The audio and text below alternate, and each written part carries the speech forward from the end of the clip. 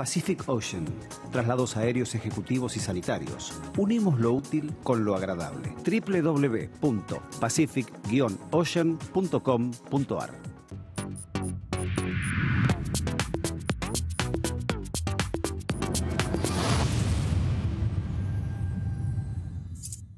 EMA Electromecánica, líder mundial en la fabricación de equipamiento de medición y maniobra para media y alta tensión, destinados a la generación, transporte y distribución de energía eléctrica.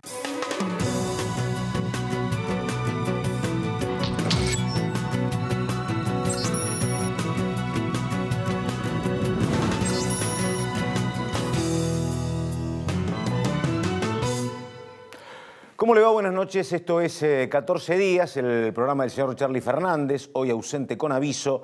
Mi nombre es Carlos Méndez y comenzamos enseguida con muchas imágenes.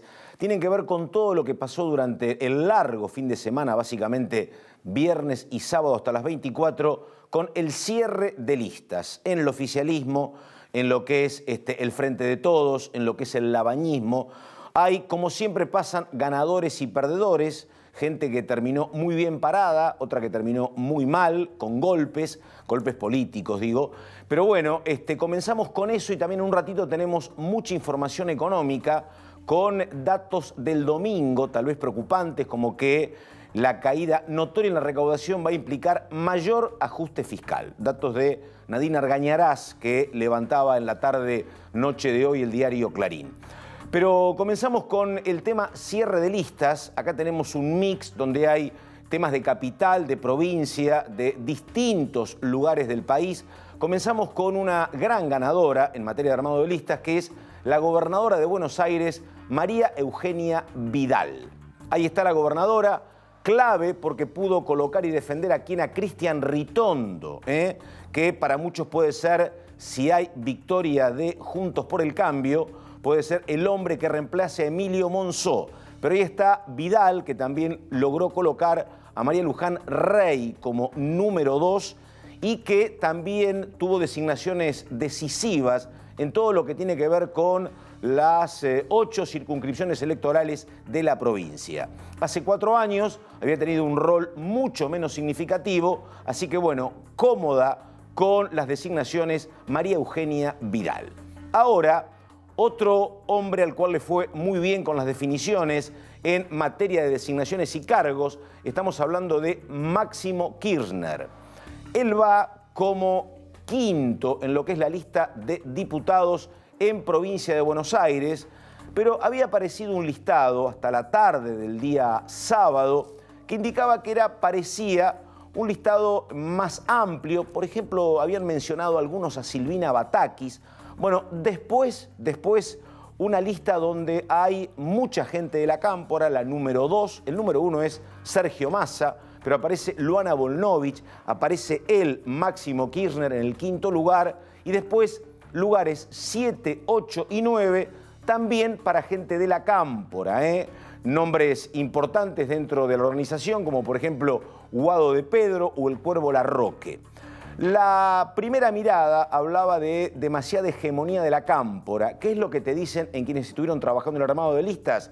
Mira, la Cámpora renueva 23 lugares respecto a lo que pasaba hace 4 años y ahora a lo sumo podrán ingresar 15. Así que pierde respecto al capital que tenía y te dicen más o menos lo mismo respecto al armado en provincia de Buenos Aires, pero está claro que tuvo mucho peso el nombre de Máximo Kirchner en designación de integrantes de la Cámpora, hombres y mujeres, en la lista de provincia de Buenos Aires.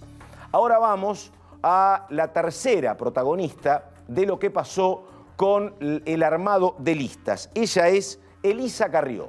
Ahí la tenemos a Carrió. También le fue muy pero muy bien a la diputada por la capital, porque logró colocar mucha gente afín en el listado de la Ciudad de Buenos Aires, en cargos que tienen que ver con, por ejemplo, nominaciones en la provincia de Santa Fe. Así que dijeron lo siguiente en el gobierno de Carrió. Mirá, se portó muy bien, está muy alineada, no reclamó antes nunca nada, ahora que pidió hay que concederle lo reclamado y entonces se lleva a Maximiliano Ferraro y Mariana Zubik, entre otras cuestiones, en la capital, territorio donde ella ganó en su momento con más del 50% de los votos. Cuarto nombre en esta recorrida por el cierre de listas. Vamos a lo que pasaba con Emilio Monzó. Emilio Monzó, un hombre que terminó muy golpeado, es todavía el presidente de la Cámara de Diputados, pero no pudo nominar prácticamente a nadie. Emilio Monzó, muy castigado en las designaciones, así que un hombre que ya está imaginando un 2020, falta poco, en otra dirección política. Algunos dicen que cercano al peronismo. Emilio Monzó, de ahí viene justamente. Otra nominación de cómo le fue a los dirigentes políticos, María Eugenia Bielsa. Sorpresa con Bielsa, porque María Eugenia Bielsa hizo una elección muy digna en Santa Fe, sus votos colaboraron para que Perotti sea el nuevo gobernador y para muchos era la candidata cantada al lugar número 2 en la provincia de Santa Fe. No fue así, María Eugenia Bielsa no ingresó en las listas y sí, el segundo lugar es para la hija de un ex gobernador santafesino como es Jorge Obeit, pero repito, para muchos Bielsa iba a ocupar ese lugar. Seguimos con los nombres. El turno ahora de Alberto Asef, gran protagonista de todo lo que pasó durante el fin de semana, el hombre que era el compañero de Espert. Finalmente, cuenta Espert, en las horas previas desapareció, colgó el teléfono y nos enteramos por los medios que integraba el lugar número 11 en la lista de Juntos por el Cambio en la provincia de Buenos Aires. Parecía que se quedaba Espert sin herramienta legal, pero bueno, finalmente consiguieron otra validación y puede participar Espert, que dice que es un tema que al gobierno le preocupa y mucho por lo que puede pasar en la primera vuelta con perder votos por derecha. Pero ahí está Asef, protagonista de uno de los problemas importantes en el cierre de listas. Más nombres, Rogelio Frigerio. Al igual que Monzó, ministro del Interior, hombre clave en los armados políticos, se lo mencionó como posible candidato a senador por la provincia de Entre Ríos. Dicen que él desechó esa opción, pero al igual que Emilio Monzó, sin ningún tipo de juego en el armado de listas ni en provincia, en el interior del país. Es un problema que después el gobierno lo siente en el funcionamiento de la Cámara de Diputados. Más nombres, Graciela Camaño. Graciela Camaño decía que estaba más cerca de irse a su casa que de seguir en política, pero va a ser la representante de La Baña y de Urtubey en la provincia de Buenos Aires. Su designación, la de Graciela Camaño, motivó que Margarita Stolbizer, que también quería ese lugar, dijera: yo no participo, no aceptaba ir, indican como número 3 detrás de Camaño, y por lo tanto ese lugar muy disputado es para Graciela Camaño, que estuvo hasta hace poco muy cerca de Sergio Massa.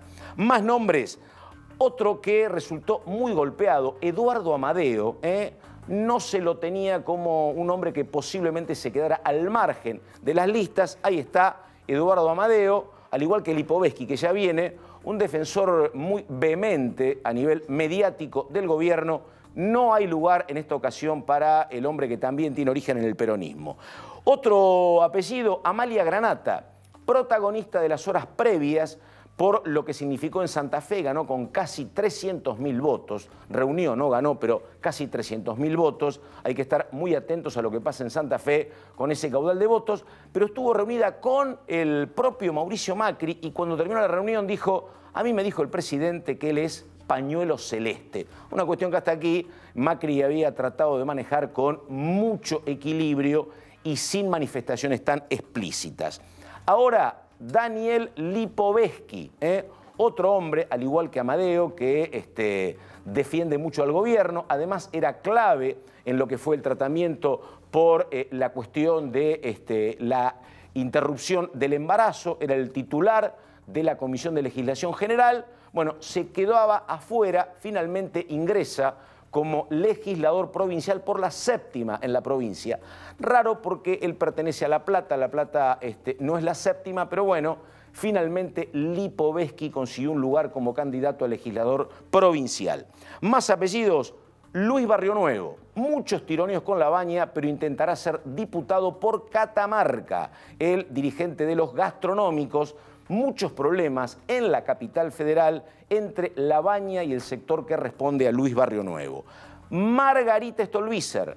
Ya lo contamos, Margarita pretendía ser la compañera de Labaña y de Urtubey en la provincia, pero la elegida fue Graciela Camaño, así que bueno, no puede repetir en provincia la ciudadana de Morón. Más apellidos, Federico Pinedo.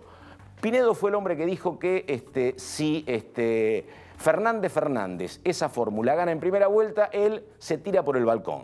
Pero además habían dicho que Pinedo a lo mejor era un hombre que aparecía en algún listado, no aparece en ninguna lista Federico Pinedo, hasta ahora senador nacional por Cambiemos. Un par de apellidos más, Alex Campbell. Es importante Campbell, ¿por qué? Porque iba a ser candidato por Juntos por el Cambio en San Fernando a intendente, pero finalmente indican que María Eugenia Vidal dijo no. Primer candidato a diputado para ser eventualmente el próximo titular, si gana Vidal, de la Cámara de Diputados de la provincia, lo que implicaría un corrimiento más definitivo para lo que es la situación actual de Manuel Mosca, así que novedades en torno a Campbell. Y un par de títulos más, José Luis Espert, lo dijimos, estuvo al filo de quedarse sin poder participar, pero ahí está, y con compañero nuevo de fórmula, un diputado que estaba trabajando, paradojas que tiene este armado de listas, muy cerca de Elisa Carrió, pero consiguió poder participar.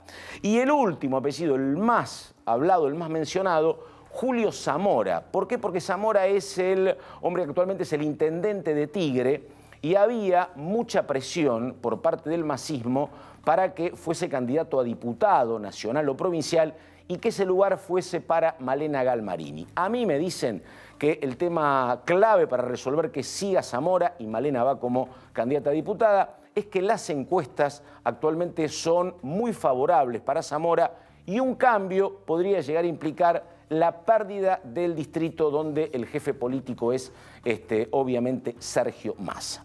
Por acá más o menos ya llegó el Chino Navarro para hablar de todo lo que pasó en la provincia de Buenos Aires. Ya está Martín Botier, está Lucas Romero, estamos con ellos tres enseguida.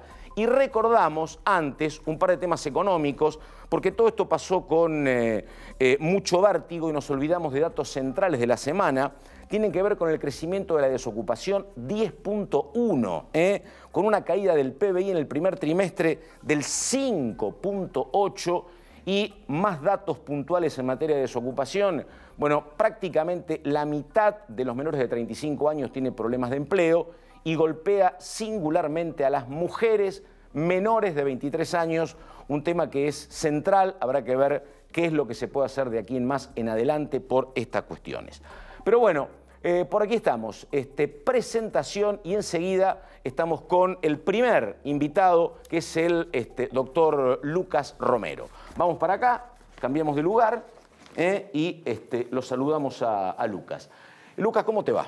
¿Cómo andas, Carlos? ¿Bien? Bien, bueno, recorrido, queda gente afuera, pero a ver, ¿qué te parece que pasó como sustantivo con el armado de listas? ¿Para vos alguna novedad o no? Sí, uno puede estar hablando horas de todos los detalles que dejó el cierre de listas. Habíamos tenido un proceso inédito en términos de la plasticidad con la que se construyeron las alianzas. Bueno, era el momento en donde los acuerdos y las alianzas tenían que caber en las listas, ¿no? Exactamente. Te digo, para hacer una síntesis, quizás un poco pensando cómo puede impactar esto en el proceso próximo, sí, a ver, que es, digamos, la campaña en sí mismo y la batalla por asignar un significado de la elección. Digo, por el lado del Frente de Todos, me parece que quizás lo más resonante es algo que vos mencionaste, ¿no? En la principal lista de candidatos a diputados, que es en la provincia de Buenos Aires, donde se van a elegir 35 legisladores, en los primeros 12 lugares hay 6 dirigentes identificados con la cámpora, ¿no? Sí. Me parece que ese es el dato más destacado en términos de cómo ese frente terminó decidiendo las candidaturas. Fíjate que si uno lo mira en términos comparativos, en 2017, de los primeros 12 solamente uno era de la cámpora, y en 2015, el año en donde la expresidenta dejaba el poder, uno miraba la lista de candidatos a diputados en la provincia de Buenos Aires, 5 de los primeros 12 eran de la cámpora. Es decir, hasta incluso se superó la cantidad de dirigentes de esa agrupación de 2015. Yo creo que esto quizás es un aspecto que pudiera condicionar la estrategia del Frente de Todos, porque digo, Alberto Fernández tiene que dedicarle más tiempo a discutir si la política económica va a continuar o no, y si efectivamente se va a poder cambiar la situación económica, que a discutir lo que él no es. Sí. Es un poco lo que hemos venido viendo, ¿no? que le está dedicando o le está teniendo que dedicar mucho tiempo a discutir qué es lo que no es, claro, en este intento de diferenciarse un poco del perfil más kirchnerista y mostrar una propuesta mucho más amplia. Te hago una consulta porque yo estuve hablando con algunos kirchneristas por este tema, porque la verdad que era, porque además, primero una lista donde no había tanto, una lista donde estaba Máximo Kirchner tercero, pero no estaban ni Guado de Pedro, ni estaba tampoco el Cuervo Larroque, que era raro que no estuvieran. Cuando aparece la lista, yo pregunto, y me dicen una explicación que desde lo político también me parece que es bastante lógico. Y, por ejemplo, se remiten a Santa Fe. Dicen, bueno, el kirchnerismo o el cristianismo era clave para ganar cualquier territorio provincial. En el caso de Santa Fe, si no iban unidos con Perotti, Perotti no ganaba. Bueno, ahora, Perotti es gobernador. Ayudaron a que sea gobernador Bordet. Bueno, ahora, ¿qué es lo que cobran en términos políticos? ¿Cuál es la parte que le queda al kirchnerismo, que era siempre un factor de poder 35, 30, 40%? Bueno, le quedan los legisladores, es casi como natural. Y me parece una explicación en el toma y daca de lo que das y lo que ofreces, es como bastante razonable, parece, ¿no? Sí, eso. Ahora, después viene la cuestión política, que es la que decís vos. Es una sábana corta, yo no estoy cuestionando la decisión, sino tratando de interpretar cómo pudiera impactar esto. Sí. Porque, es más, yo creo que incluso existía la posibilidad, o la intención, si se quiere, de que estos dirigentes ocuparan lugares en las listas seccionales, no en la lista nacional. Exactamente. Creo que la incorporación de Massa y las dificultades para encontrar espacios en las listas seccionales quizás empujaron a estos dirigentes a lugares en la porque ahí reclamaban los intendentes en la sección. Exactamente. Claro. Entonces, digo, me parece que ahí hay toda una discusión que es razonable y que es lógica para un cierre de lista. Creo que pudiera condicionar quizás esta estrategia que es crítica para ese frente, que es tratar de presentar el Frente de Todos como un frente más amplio, distinto del kirchnerismo, no circunscripto a ese perfil político que lo condiciona en términos competitivos. Por el lado del oficialismo, porque creo que también hubo la misma dificultad por el lado del oficialismo, había que tratar de dejar contentos a todos. Coincido con vos, Carlos, destaco el protagonismo que tuvo Vidal. Claro. En el armado de las listas hay mucha gente de esa, digamos, pone al primer candidato a diputados con intenciones de presidir la Cámara de Diputados Nacional, si reelige Macri. Bueno, pone a un hombre de su confianza para presidir la Cámara de Diputados Provincial. Nadie la va a objetar a María Eugenia Rey, por ejemplo, si efectivamente ella reelige. Entonces me parece que hubo ahí un protagonismo y claramente por el lado del oficialismo me parece que perdió la política, ¿no? Claro, todos aquellos quienes, digamos, tienen una actitud más negociadora, quizás una exaltación de la política en el sentido del diálogo y la búsqueda de acuerdos, ¿no? Me parece que, digamos, cómo quedó parado Monzó y la gente vinculada a Monzó, quizás también algún destrato a lo que ha sido el rol de Frigerio en esta última etapa, y habrá que ver, porque creo que Pichetto venía con alguna intención más ambiciosa en términos pudo colocar a Claudia Rucci, nada más, claro. Habrá que ver cuánto daña eso. En definitiva, el cómo se cierran las listas también termina impactando en la intensidad con que después los actores terminan trabajando en el proceso electoral. Así que habrá que ver qué tan lesionados quedan los dos espacios para ver, digamos, qué costos van a enfrentar en este proceso más. Lucas, electoral. el trabajo, el otro día estaba repasando, vi un trabajo tuyo, pero era de los primeros días de junio, no era de ahora. Pero te pregunto una consulta, que la propia gente de Cambiemos mira el detalle con preocupación. Ellos te dicen, cuando ganó María Eugenia Vidal, hizo una elección muy digna Felipe Solá de 18 puntos.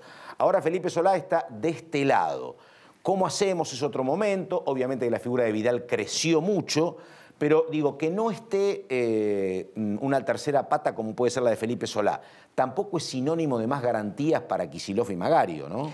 Me sirve tu pregunta porque lo ato también a otro elemento que me parece interesante destacar del cierre, que es la peronización de la oferta provincial del espacio de consenso federal, ¿no? Ahí teníamos la posibilidad de que incluso encabezar esa lista de candidatos que sea Margarita Stolbizer, que le daba un perfil muy distinto. Bueno, quedó finalmente una lista muy peronista, ¿no? Con Graciela Camaño como cabeza de lista, con Alejandro Topo Rodríguez como segundo, un dirigente del peronismo bonaerense, Liliana Schwinn tercero. Es decir, un intendente, exintendente de Bolívar y diputado como Balibuca, estos dos factores, ¿no? Una lista, si se quiere, más Liliana Schwinn era una ex masista. Exactamente. Una lista, si se quiere, más con un perfil camporista. Claro. Y una lista más peronista por parte del Consenso Federal, creo que debe haber sido leído por Vidal como una gran noticia. Claro. No estoy diciendo que esto le resuelva el desafío que enfrenta ella, porque claramente va a tener que aspirar a sacar mucho más votos de los que sacó en 2015, pero en todo caso puede aspirar a que el voto peronista esté un poco más repartido de lo que parecía antes del cierre de lista. Y un tema, porque por ejemplo, yo contaba lo de Amalia Granata, que en el peronismo de Santa Fe hay todo un tema con Granata que sacó casi 300.000 votos, porque dicen, guarda que muchos de los votantes de Granata votaban Perotti gobernador, así que andemos con cuidado con ese tema, te decían. Y después vos tenés un lío bárbaro en la capital con el tema del aborto, porque por ejemplo tenés los 2 senadores que son pañuelo verde, pero como los 2 senadores son pañuelo verde, armaste un listado de pañuelos celestes muy importante en diputados, por ejemplo. Ese tema, ¿te parece que influye o es un tema muy del ámbito nuestro, un debate de la capital y periodístico, te parece? Debo reconocer que cuando me consultaban con el impacto que podía tener el aborto en el proceso electoral el año pasado, yo lo minimicé. Me da la sensación que el tema sigue estando muy presente en la agenda y me parece que las decisiones fueron tomadas en función también de las audiencias, ¿no? Me parece que digo, una cosa es la elección en capital, en donde claramente hay un electorado muy favorable a la legalización del aborto. Creo que la decisión de Lustó de pedir por un pañuelo verde en esos términos, me parece que está en línea con leer esa situación. No es lo mismo en el interior, digamos, la perspectiva respecto del aborto cambia de acuerdo a uno en dónde se para en el país. Claramente la Ciudad de Buenos Aires es el lugar donde mayor predominio de voluntad de apoyo a la ley hay, con lo cual habrá que ver si esto tiene algún impacto decididamente en la elección del voto. Yo creo que los partidos han tratado, los grandes espacios si quieren, han tratado de diluir un poco la cuestión, de no definir un perfil específico, porque lógicamente los puede acotar. Hasta se ha trabajado una especie de cupo, verde celeste. Pero creo que va a ser un tema que va a estar presente en el debate. Y me parece que pudieran los candidatos buscar sacar algún rédito en función de a qué audiencia le hablan. Porque yo digo, una señora, por ejemplo, voto histórico antiperonista de la Ciudad de Buenos Aires, que vota cómoda a Macri, lo viene votando de que es jefe de gobierno, y que se pone contento porque Amalia Granata dice eso, pero tiene que votar a Macri y tiene que votar a Lustó, ¿no? Es un voto raro, por ejemplo, ¿no? Sí, digo, no sé si a lo mejor no es clave para el voto. A lo mejor. Me animo a decir que los que tengan la cuestión del aborto como materia prioritaria a la hora de definirse un voto, efectivamente van a ser un número muy reducido de electores. Pero sí pudiera ser... No estuvo ni cómodo Alberto Fernández con ese tema la primera vez. Pero sí pudiera ser un tema que alimente el debate público electoral, ¿no? Me parece que, y creo que efectivamente los partidos van a tratar de desentenderse un poco y mostrar cierta mixtura, ¿no? Tenemos de los dos para no quedar demasiado desperfilados respecto de uno u otro espacio, ¿no? Una pregunta más que tiene que ver con lo económico. ¿Qué es lo que va a terminar pesando más, te parece, Lucas? Digo, uno ve que el dólar está más calmo, que a lo mejor la tasa empieza a bajar un poquito, cierto escenario de tranquilidad, pero los datos de la economía real son muy complicados para el gobierno. Yo contaba lo que pasa con el desempleo, la actividad económica. Digo, ¿qué te parece que puede terminar primando? El gobierno necesita que prime lo primero, obviamente, y que haya cierta reactivación. Pero ¿te parece que la sensación financiera puede calmar lo de la economía real o no? Mira, en la medida en que la tendencia sea la que venimos viendo, es decir, un proceso de desinflación que continúa con más o menor velocidad, pero que continúa, y un tipo de cambio estable, me parece que es suficiente para que el gobierno pueda plantear otros temas en el debate público electoral. No estoy diciendo que con esto va a hacer que la economía le traccione a favor, pero en todo caso puede encontrar la posibilidad de llevar la discusión a otro tema, ¿no? Me parece que cualquier cosa que transcurra, que cambie esta situación, o sea, que la inflación vuelva a crecer y que el dólar vuelva a despertarse, creo que definitivamente sería un escenario de mucho riesgo y casi de escenario de derrota segura para el gobierno, ¿no? El gobierno necesita que este proceso se mantenga, por lo menos hasta la primaria, porque la primaria se ha vuelto una decisión clave. Que la primaria va a dejar un escenario planteado de cara a la primera vuelta. Un escenario complicado para el gobierno sería que no le vaya bien en las PASO, por ejemplo. Exactamente, sobre todo porque lo que estamos viendo, y quizás es interesante para pensar el escenario, que el Frente de Todos está agrupando muy bien el voto anti-Macri. Lo ha concentrado, lo ha juntado de manera más eficiente de lo que está juntando el oficialismo, el voto, si se quiere, más refractario hacia el regreso del kirchnerismo. Ahí el oficialismo lo está compartiendo con otras ofertas electorales y esto le puede plantear una primaria desafiante, ¿no? Bueno, hay dos temas más rápidos con Lucas. Primero, esto pasaba porque vamos a lo que pasaba con Macri en Rosario, porque Lucas dio una respuesta, me parece, muy interesante de por qué podría haber sucedido esto. A ver, primero, en una escuela, en un centro deportivo, Macri el Día de la Bandera. A ver, pasaba esto. Quiero referir a la patota del transporte. La Argentina tiene el costo de transporte más alto de toda la región. Y no es porque somos un país grande, somos un país muy grande. Es producto de privilegios acumulados en forma ilegal, en forma arbitraria, por el señor Hugo Moyano y Pablo Moyano. Bueno, la verdad que no se entendía mucho por qué hablaba el Día de la Bandera con chicos que estaban prometiendo la bandera a metros del monumento a la bandera, por qué hablaba de Moyano, ¿no? Incluso creo que si no decía nada ese día Moyano y si ese día no decía nada tampoco Cristina Fernández, hubiese sido una cuestión mucho más complicada para el presidente. Pero uno no entendía, pero Lucas dijo algo que dije, mira, a lo mejor por acá. ¿Por qué pensás que pasó esto con Macri el Día de la Bandera? Sí, el poder es relacional, ¿no? Uno se define también por los adversarios. Y lo que veníamos viendo en la escena política argentina, por lo menos desde abril, mayo del año pasado, era que el gobierno venía peleándose con un adversario, la economía, que le venía ganando por paliza, digo. Y esto creo que explica el proceso de deterioro en la imagen del gobierno, en la popularidad, en la intención de voto. Me parece que el inicio del proceso electoral le dio un respiro al gobierno en ese sentido, porque el gobierno empezó a encontrar adversarios, ¿no? Primero la expresidenta, cuando presenta el libro, empieza a levantar un poco el perfil, empieza a aparecer como la adversaria desde el punto de vista político electoral. Y bueno, lógicamente el gobierno va a tratar de buscar los mejores adversarios. Y Hugo Moyano es una figura, si se quiere... Habla de Moyano para no hablar de economía, decís vos. Si se quiere, para antagonizar, es una figura que al gobierno le sienta bien y el gobierno busca enfrentarse a esa figura para tratar de sacar algún rédito. Me parece que la estrategia es tratar de incidir en el debate público. Quizás no era el mejor lugar para sostener ese discurso, pero el objetivo era ese, ¿no? Lucas, la última. ¿Tenés algún número de algún seguimiento, tracking de lo que está pasando con Fernández estamos en este momento, digamos, lanzando un trabajo de campo para relevar y actualizar los datos ya con la oferta definida. Lo que sí podemos decir como síntesis de lo que venimos viendo es que venimos viendo un proceso de mayor polarización de la oferta electoral, ¿no? Si uno suma la intención de voto de Macri y de Cristina en su momento, en abril esa suma nos daba 64. ¿Y ahora? En mayo nos daba 68 y en junio nos dio 74. Epa. Han venido creciendo esos dos La grieta espacios. mata el camino del medio, ahora, como siempre, sí se ha venido consolidando una ventaja entre 4 y 5 puntos a favor del Frente de Todos de cara a la primaria por sobre el oficialismo, ¿no? Creo que si el gobierno logra reducir esa ventaja hacia la primaria, creo que puede ser leído como un triunfo. Si el Frente de Todos logra estirar esa diferencia y sobre todo si pone un 4 adelante en el número que recoja en la primaria, va a ser un gran envión hacia la primera vuelta. Es decir, hay una expectativa de que el gobierno podría estar encaminándose a una derrota en la primaria. El tema va a ser a qué diferencia va a quedar de esa primaria, ¿no? O si logra empatar la situación. Ahí estamos. Lucas Romero, titular de Sinopsis. Lucas, muchas gracias. Hasta cualquier momento. Carlos, por la invitación.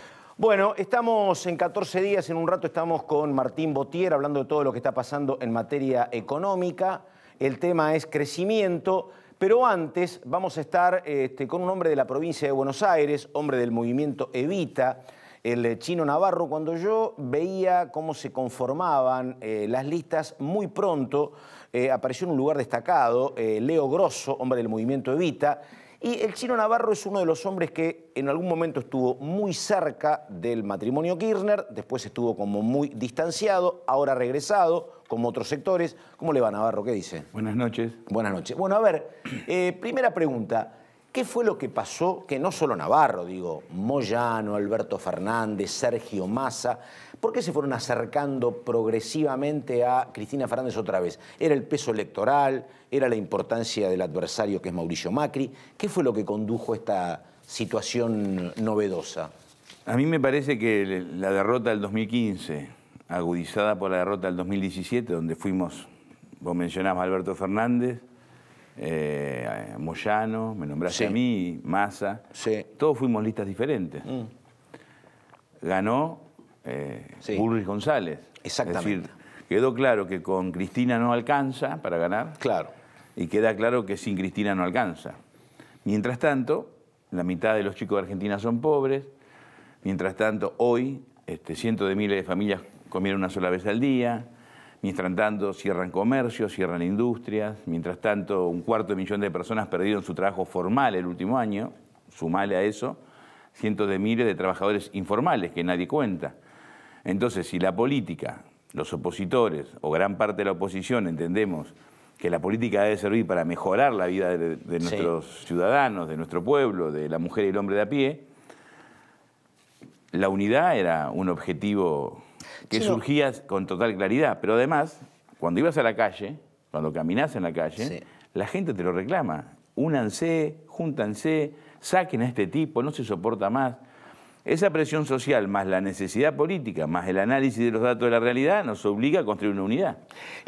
Usted como hombre del movimiento Evita, digo, pero es básicamente dirigente de Lomas de Zamora, corazón del conurbano, con esta lista que se armó en la provincia, que encabeza Sergio Massa, hay mucha presencia de la Cámpora, está Grosso, hay dirigentes con otro origen. ¿Está conforme o hubo pataleos? No, la lista no es perfecta, la lista es mejorable. Pero se conforma un frente con espacios que venimos, vos lo describías, de lugares diferentes. Hay confianzas para construir, hay puentes para consolidar. Me parece que si tenemos en cuenta que veníamos de lugares muy diversos, que alguna vez estuvimos juntos, después nos separamos y estamos reconstruyendo la unidad, la lista es bastante buena. Después, si te pones a mirarla de una óptica muy minuciosa, muy precisa, seguramente le vamos a encontrar falencias, diferencias. Pero la realidad política no la va a modificar una lista con más o menos integrantes de uno o de otro sector.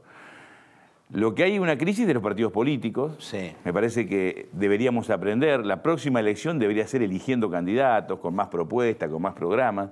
Pero en esta emergencia, donde Macri nos empuja todos los días al abismo, más pobreza, más desocupación, menos actividad económica, este frente es necesario, la composición de la lista a mí me conforma, pero sobre todo tengo la expectativa que a partir de mañana, algunos más alegres, otros menos alegres, pero todos con la decisión de ganarle a Macri, podemos empezar a discutir la realidad.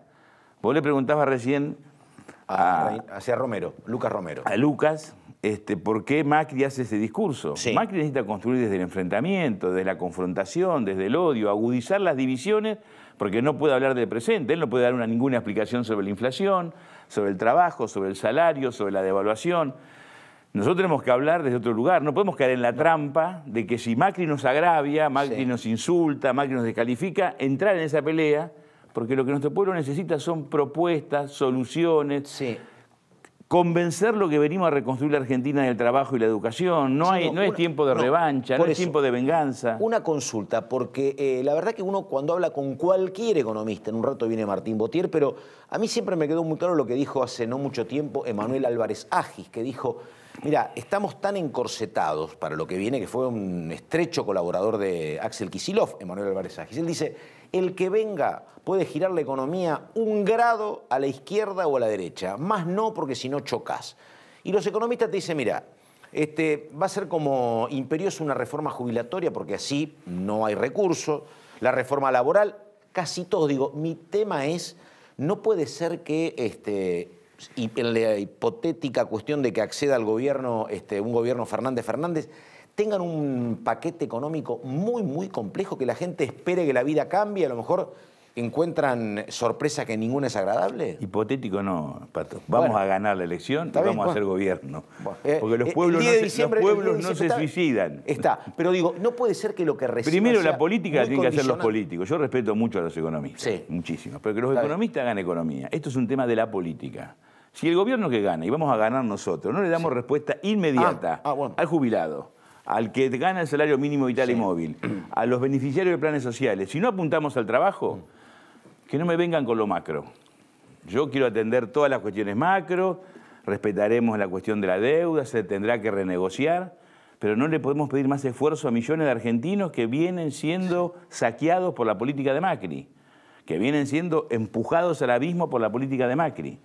Nosotros ganamos para ser diferentes a Macri, para ser mucho mejores de lo que fuimos cuando nos tocó ser gobierno, todo lo bueno que hicimos, mejorarlo mucho, los errores, corregirlo, pero acabar con esta política de Macri. Entonces no podemos subordinar la vida de un jubilado, de un asalariado, de una persona de clase media, de una persona humilde, a los vaivenes del mercado, a ver qué dice no se quiere en Nueva York, que el otro que... No, por favor, pensemos en los argentinos, si no, vamos a volver a cometer errores. Chino, una consulta que tiene que ver con su territorio, provincia de Buenos Aires. Lo que te dice la propia gente de Cambiemos, te dice, mirá, estamos preocupados por un dato concreto. Estamos perdiendo, te dicen. No, ellos dicen están preocupados porque obviamente que Vidal enfrentó un peronismo dividido y ahora dice, no está Felipe Solá que se queda con el 15, el 20% de los votos. Vamos a ver cómo se hace. ¿Ese es un tema decisivo o es otro escenario respecto al del 2015? No, el hecho de que se vote el mismo día, claro, que vos votes presidente, gobernador, intendente, nosotros vamos a tener una atracción muy importante de la boleta de Alberto y Cristina, es donde más fuerte estamos en la provincia de Buenos Aires, además del NEA y el NOA. Vamos a tener una fuerza muy importante donde tenemos intendentes que la mayoría, salvo alguna excepción, están muy bien conceptuados por sus vecinos. Y tenemos una fórmula buena. Sí. Axel es un buen candidato, Verónica es una buena candidata, es una buena fórmula. Por lo tanto, no habría inconvenientes en ganar la provincia de Buenos Aires. Así como te dije risueñamente, vamos a ganar la elección nacional. Pero esto no significa que haya que subestimar a Macri. Esto no significa que esto es un paseo. Porque Macri tiene una máquina poderosa, claro, política, económica, electoral. No solamente maneja el poder nacional de la provincia de Buenos Aires y de la ciudad, tiene el Fondo Monetario de aliado, el poder financiero internacional, a Donald Trump. Tiene medios. Tiene medios hegemónicos aliados muy importantes y son capaces de cualquier cosa. Sí. Así que, le digo, eso que me dice dientes apretados, con la dosis de alegría y optimismo necesaria, pero con mucha responsabilidad, imaginándonos el escenario más adverso, más difícil, confiando en no solamente en nuestros candidatos, yo confío mucho en la voluntad de cambio de nuestro pueblo. Le digo, yo cuento esto porque me pasó cuando Macri anunció que Pichetto iba a ser su compañero de fórmula. Yo estaba con un diputado kirchnerista muy importante y él me dice, es una designación inteligente de Macri, y él me dice, mire, habrá que ver lo que pasa con la economía. Porque él me contaba, yo en su momento con las PASO gané, pero después habían pasado 2 meses, la economía estaba un poquito estabilizada y terminé perdiendo. Y me hablaba de que Macri no es un hombre que esté cerca de perder, ni que además va a tener mucha colaboración. Es una elección muy peleada. No hay que subestimarlo. Además, no solamente se vota por las cuestiones económicas. Claro. Hoy se votan otros valores. Y acá hay una cuestión que nosotros tenemos que dar un debate muy claro, muy frontal, que es el tema de la corrupción. Nuestro gobierno, cuando Alberto y Cristina asuma, tiene que tener... Lo que está en manos de la justicia lo investigará la justicia. Pero para adelante, ningún funcionario nuestro puede estar ni siquiera sospechado. No solamente tenemos que parecer honesto y tiene que haber mecanismos de control mucho más rápido, mucho más directo, porque la sociedad tiene que recuperar esa relación de confianza con la política. Pues si no hay una relación de confianza ida y vuelta que va más allá del voto, va a ser muy difícil reconstruir la Argentina. El Chino Navarro, hombre de Lomas de Zamora.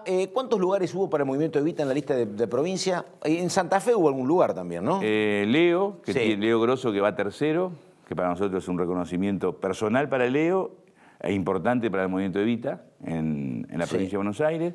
Patricia Cubría, que es diputada a salir en la sección primera, va cuarta. Tenemos una compañera en la cuarta sesión electoral, en un lugar que no es a salir, pero bueno, no deja de ser importante para hacer campaña. En Santa Fe aspiramos a estar entre los primeros 5, Nacho Rico va séptimo. La verdad que Nacho, por su capacidad y por lo que es, merecería estar en otro lugar, pero bueno, son las reglas de juego. Después tenemos compañeros allegados en Misiones en el segundo lugar, Cacho Bárbaro, y en la provincia de Buenos Aires tenemos 30, 40 concejales a salir, 4 o 5 compañeros candidatos a intendentes, en Lanús, en Moreno, en Bragado, en Suipacha, que para nosotros es importante. Y en todos los lugares del país el Evita tiene diputados provinciales, tiene concejales, trabajamos. Pero hoy nuestro objetivo es ganarle a Macri y reconstruir la Argentina. Ahí estamos. Bueno, después del Chino Navarro, Chino, muchísimas gracias. Gracias a vos. Estamos con y un Martín gran abrazo Botier, a Charlie. Pero cómo no, está mirando, así que lo está recibiendo. Estamos enseguida nomás con Martín Botier, porque Botier también dice algo que es clave, que el gran desafío que tenemos que plantearnos es ver cómo la Argentina produce dólares, cómo la Argentina empieza a crecer. algo que la verdad hasta aquí está costando mucho y bueno, es un tema central para lo que viene. Martín Botier, ¿cómo le va, señor? ¿Qué dice? Buenas noches. ¿Qué tal? Buenas noches. Bueno, primera pregunta, Martín. El dato último hablaba de lo que pasó con el primer trimestre, donde la caída del PBI fue del 5.8. Digo, ¿cómo se puede hacer? No debe ser para nada sencillo, porque digo, este gobierno si hubiese encontrado el camino a lo mejor lo hubiese intentado, pero ¿qué es lo que se puede empezar a producir, hacer algo? Si no hay producción es muy complicado todo, el pago de la deuda, la generación de trabajo, todo. A ver. Sin duda. Argentina viene, yo diría, es injusto quizá echarle la culpa a algún gobierno. Sí. Argentina viene de hace 50 años de una performance macroeconómica muy mala, ¿no? Un ciclo de estancamiento. ¿Cuántos años decís vos? 50. Dice hace más de 50 sí, años. ¿No? Uno puede manejar las décadas. Sí. Pero incluso si uno mira la última década, ¿no? Yo la llamo la segunda década perdida, después de la de los 80. Sí. Cuando uno compara el PBI per cápita, ¿no? Lo que produce en términos de bienes y servicios cada argentino, es lo mismo en 2019 que en 2009. O sea, Argentina es uno de los pocos países en el mundo que no creció en estos últimos 10 años. Con lo cual 2009, que estábamos en un pico, el 2008 es el conflicto por el campo. Exactamente. Exactamente. Y en ese sentido, ¿no? Pensando en cómo podemos hacer para romper eso, la verdad que la gran restricción que ha tenido la Argentina en la última década en particular y en las últimas décadas también ha sido la restricción externa, ¿no? La falta de dólares, la falta de divisas, porque no puedes generarlas vía exportaciones, con lo cual, cada vez que la Argentina crece, aumentan las importaciones, pero las exportaciones no logran seguir el paso. Con lo cual terminamos siempre, o bien en una crisis de endeudamiento, o bien una crisis de balanza de pagos como la que vimos el año pasado. Estamos con una cuestión técnica que enseguida solucionamos con Martín Botier. Estamos hablando de lo que está aconteciendo y cuál puede ser el camino, muy complicado, porque la verdad que no han aparecido soluciones. ¿Y vos cómo crees que esto puede arrancar? Esto necesita una plataforma de algún acuerdo político, mayor tranquilidad, pero no veo que el escenario esté calmo para eso, Martín, ¿no? ¿Qué te parece? No. Me parece que en la Argentina siempre estamos discutiendo lo urgente antes que lo importante, ¿no? Y estamos en medio de un proceso electoral y tenemos una limitación, un poco lo que charlábamos al principio del programa. Tenemos una limitación muy importante que es un nivel de riesgo país muy alto. Claro. ¿Qué significa, para explicarle a la gente, en un nivel de riesgo país muy alto? Implica que Argentina está fuera del mercado, que no tiene financiamiento, ni interno ni externo. Sí. Con lo cual, si no tiene financiamiento, ¿qué ocurre? Tiene que limitar su demanda de divisas a la oferta disponible que tiene, que hoy básicamente es el acuerdo con el FMI, ¿no? Esos desembolsos. Con lo cual, en este contexto, hay dos opciones, ¿no? O tenemos una corrección del tipo de cambio que termine ajustando, ¿no? esta demanda de dólares a la oferta disponible, o bien tenemos una tasa de interés muy alta, que es lo que está haciendo el Banco Central. Con lo cual me parece que en este proceso electoral, ¿no? Con este nivel de riesgo país, que si bien ha descendido un poco en las últimas semanas, sigue en niveles muy elevados, creo que con esta tasa de interés, con esta presión cambiaria potencial que tenemos, ¿no? Con estos niveles de riesgo, me parece que la discusión sobre lo importante, ¿no? Cómo volver a crecer, cómo hacer que las exportaciones vuelvan a ser competitivas y vuelvan a crecer, me parece que eso lamentablemente, como tantas veces en Argentina, queda postergado para el próximo gobierno. Ahora, una cuestión, casi una interna de 14 días, porque antes de empezar yo hablaba con Martín de lo que puede pasar con el próximo gobierno, sea el gobierno de Macri Pichetto, sea el gobierno de Fernández. Y él me decía, mira, hay reformas que van a ser muy difíciles de poder esquivar, la reforma laboral, la reforma previsional, porque dice, no hay a dónde conseguir financiación. Bueno, entonces yo por eso le preguntaba lo que le preguntaba al chino, que dice, no hay ninguna posibilidad de más ajuste, no hay ninguna posibilidad. Y yo veía que detrás Botier miraba, digo, porque la verdad uno entiende al dirigente político. El dirigente político llega y alguna solución le va a dar porque la gente está enojada, por eso si lo vota porque está incómoda. Ahora, ¿qué se hace ahí? Digo, la verdad, porque si el poder político que llega quiere flexibilizar cuestiones, pero el corsete económico es muy duro, estamos en un problema nuevo, me parece. Y sin dudas, y en ese caso me parece que hay que maximizar la creatividad, creo que hay que maximizar el profesionalismo, ¿no? En el manejo de la política económica. Yo entiendo, obviamente, yo lo escuchaba con atención, entiendo perfectamente lo que dice el chino Navarro y tiene razón en el sentido que tenemos niveles de pobreza muy importantes, que ha habido un ajuste muy importante de lo que es el salario real. Estamos viendo, como vos comentabas al principio, un aumento en el desempleo. De hecho, son datos de marzo. Si miramos los datos de hoy, probablemente estemos arriba. Pero creo que también hace falta cambiar un poco, ¿no? Empezar a poner foco justamente en esto que hablábamos, de la competitividad, de cómo hacer para que crezcan las exportaciones, de no sostener déficits fiscales sostenidos en el tiempo, ¿no? De empezar a enfrentar la inflación, porque básicamente si no tomamos esa decisión vamos a tener otra década perdida y cada vez que tenemos una crisis, ¿no? Estas crisis recurrentes que tiene la Argentina cada 7 o 10 años, siempre terminamos en un nivel de pobreza mayor, en un nivel de marginalidad, quizás de indigencia mayor, de deterioro, y el resto de los países en el medio sigue creciendo. Sí, bueno, justamente, porque vos sabés que yo venía para acá y estaba mirando algunos números y veía el tema de desocupación, ¿no? Y por ejemplo, la desocupación, primero que hay medidas que habrá que ver cuán confiables son, ¿no? Porque está de Afganistán hasta los países africanos. Pero, por ejemplo, vos tenés Bolivia 3.3 de desocupación, Perú también muy bajo, Brasil es cierto que tiene una desocupación alta, 12.5, ¿no? Pero después, qué sé yo, tenés China con una desocupación bajísima, pero te pregunto, digo, ¿acá por qué se ha agravado el tema? ¿Qué es lo que está faltando para que esta desocupación, que en algún momento fue del 5, ahora sea 10 y en ascenso, por ejemplo? Bueno, básicamente ¿Mercado interno? ¿Qué es lo que falta? Yo creo que más que mercado interno, digo, lo que falta es que la Argentina logre tener un aumento en su tasa de inversión, ¿no? Que eso es lo que determina el crecimiento potencial hacia el futuro.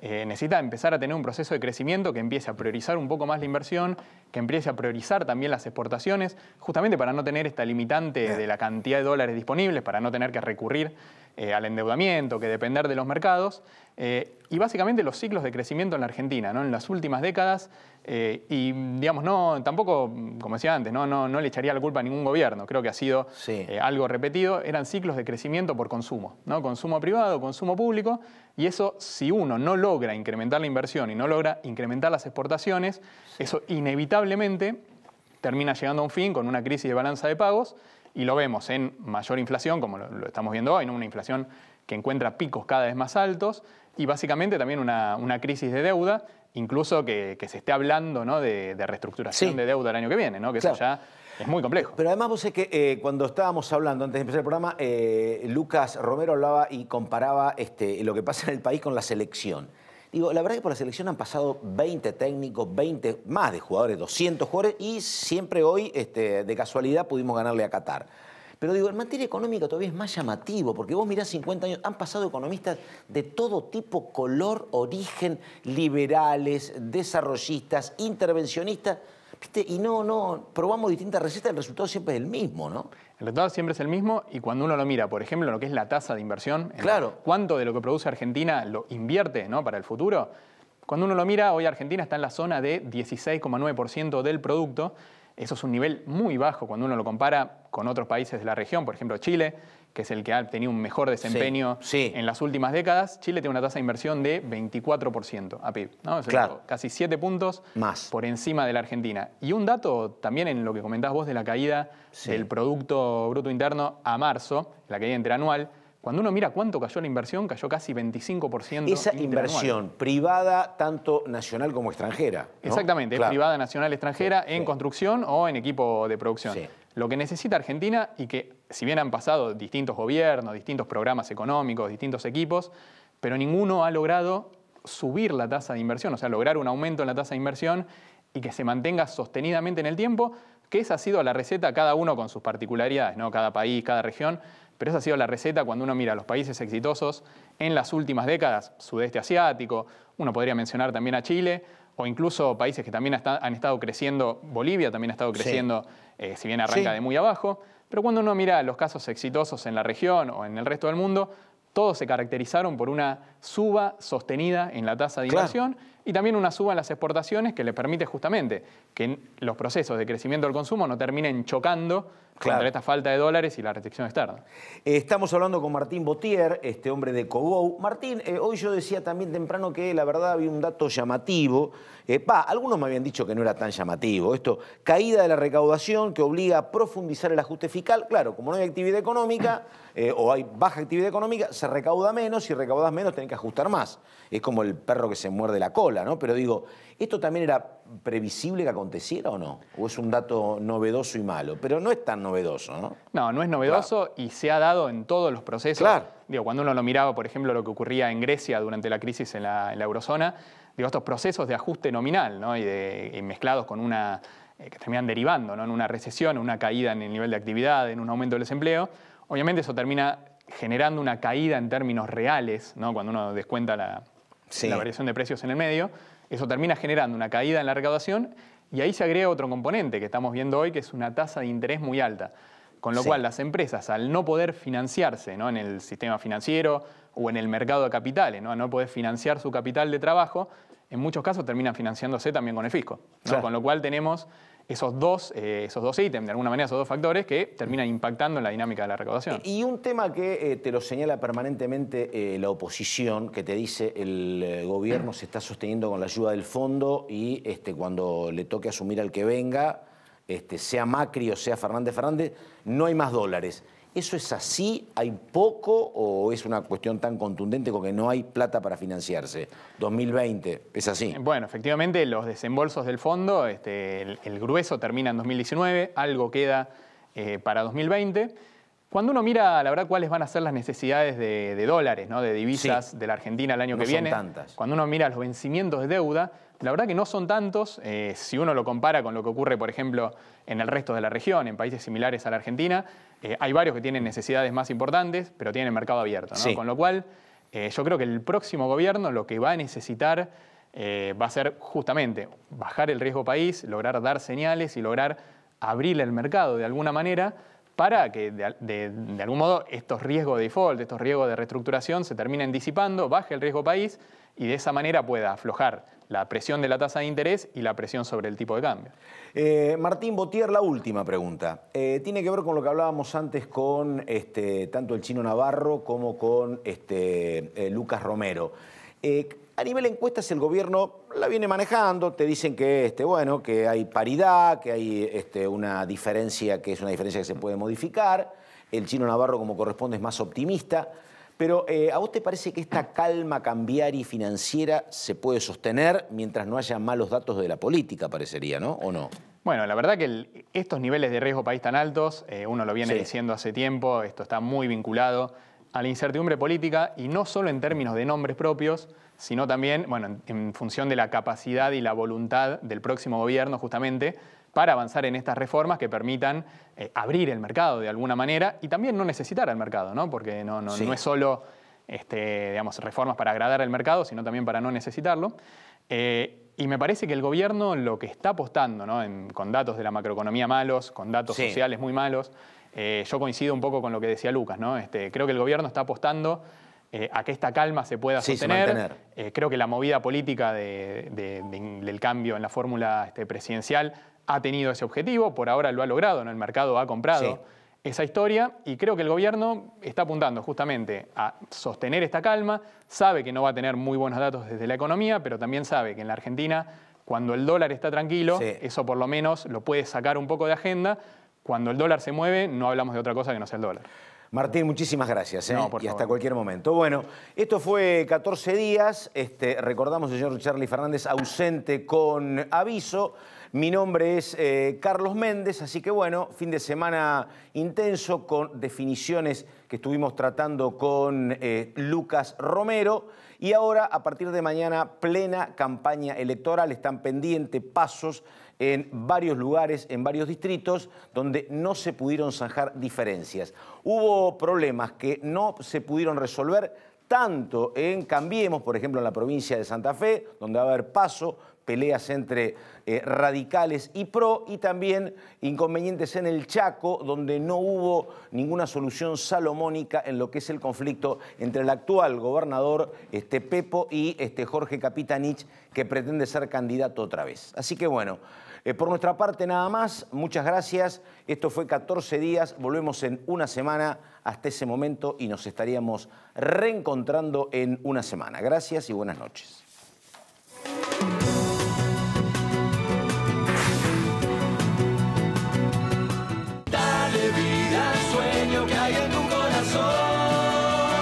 Banco Credicop Cooperativo, la banca solidaria. En Provincia ART, nuestra meta es protegerlas de todos. Ingresá en provinciaart.com.ar o llamanos al 0800-333-1278. Provincia ART, con el respaldo de Grupo Provincia. ¿Está vendiendo su empresa y necesita recuperar capital a través de sus activos? Piense solo en el especialista, Adrián Mercado. Adrián Mercado Subastas, energía humana al servicio del cliente. Hay un lugar donde la cultura despierta la imaginación, donde los sabores y los afectos se encuentran. Venite a San Juan.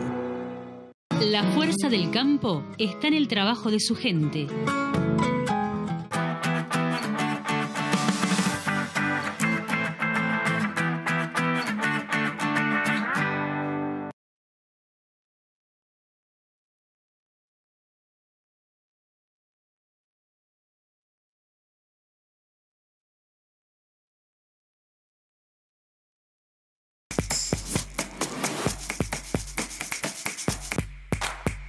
Nivelemos la cancha, porque sin nosotras el fútbol está incompleto. Nivelemos la cancha. ¿Tenés acidez? Tenés que tener Milanta. Milanta apaga la acidez. Municipalidad de la Ciudad de Córdoba. Hacela bien. Pedí tu préstamo online. Banco Ciudad te quiere ver crecer. Sí al 99% de cloacas, al 100% de agua potable. Auspicia este programa Naranja. Volkswagen Group Argentina. Vamos, Buenos Aires. La Estampa, restaurante italiano.